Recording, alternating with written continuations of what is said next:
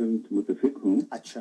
آپ کے بہت کالر جو ہے نا وہ دوسری طرف چلے گئے. ٹاپک میں بات کرنا چاہتا ہوں یہاں پہ سیاسی جو جماعتیں ہیں پاکستان کی ان کے دفاتر ہاں جی اور ان کے بارے میں. بالکل صحیح ہے. اب اس کا بہت سمپل سلوشن ہے جی جی کہ ہم یہاں کی حکومت پہ اور جو ممبران ہیں ان کو کہیں کہ ان کو بند کر دیں.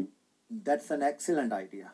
کیوں وہ سارا معاملہ ہی حل ہو جائے گا. بالکل آپ صحیح کہہ رہے آپ کے مقرر وہ جو کالر ہیں وہ ایک پارٹی پہ اعتراض کر رہے ہیں دوسری پہ. بات یہ ہے کہ ہم نے کبھی بھی کسی سے نہیں سنا کہ کسی نے یہ آواز اٹھائی ہو کہ یہاں جو باہر ملکوں کے جو ہیں پارٹیاں یہاں اپنے ملک کی سیاست اس ملک میں چلاتی ہیں ان کو بند کر دیا جائے. آپ ہندوستان کی مثال میں آپ کو دیتا ہوں, ان کی کوئی پارٹی نہیں ہے یہاں پہ, بالکل صحیح دفتر نہیں. بالکل صحیح کہہ رہے ہیں. تو سمپل سلوشن ہے اس کا. اگر کوئی اس طرف توجہ دے, ہم برٹش شہری ہیں, یہ ہمارا ملک ہے, ہمارا مفاد یہاں پہ ہے.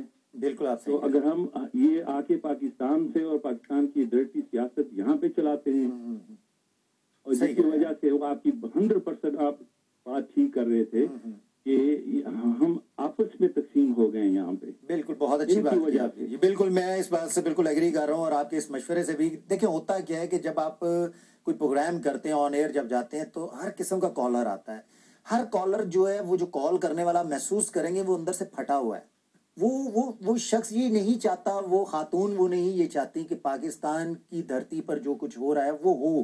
پاکستان ایک خوبصورت ملک ہے. پاکستان کے اندر اللہ پاک نے وسائل ڈالے ہوئے, اپنا اتنا رزق دیا ہوا ہے, تو اس کی فراوانی ہے. تو کیوں ایسا ہمارے ملک کے ساتھ ہو رہا ہے, کیوں اس قدر ہمارے ملک کے اوپر اتنا پریشر آ رہا ہے. تو وہ پھر کالرز جو ہیں اپنے رویہ اور اپنی باتوں سے وہ کرتے ہیں.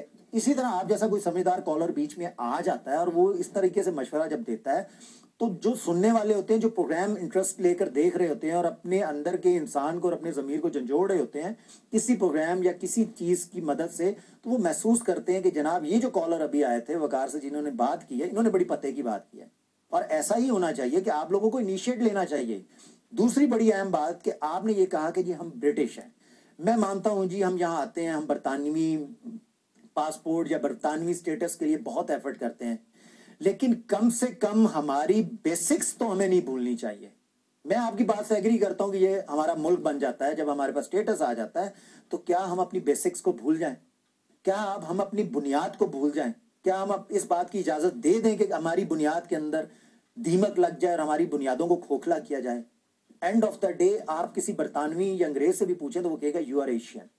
یہ ملک ہمارا نہیں ہے. ہم اس ملک میں آ کر ایک ایڈجسٹمنٹ لے رہے ہیں. ہم اپنے اکنامیکل معاملات کو اور اپنی ضرورتوں کو مناسب طریقے سے اویل کرنے کے لیے ان چیزوں کا اصول حاصل کرنا چاہ رہے ہیں, ان چیزوں کو ایکسیپٹ کرنا چاہ رہے ہیں, ان کو پکڑنا چاہ رہے ہیں. پاسپورٹ ہو گیا, انڈیفینٹ ہو گیا, جو کچھ کرتے ہیں اپنی اکنامیکل پوزیشن کو سسٹین کرنے کے لیے, اس کو مینٹین کرنے کے لیے ہم لوگ یہ ایفرٹس کرتے ہیں, لیکن ہم اپنی بنیاد کو نہیں بھول سکتے. میں پاکستانی ہوں, الحمدللہ میں پاکستانی رہوں گا. تو یہ چیزیں ہیں.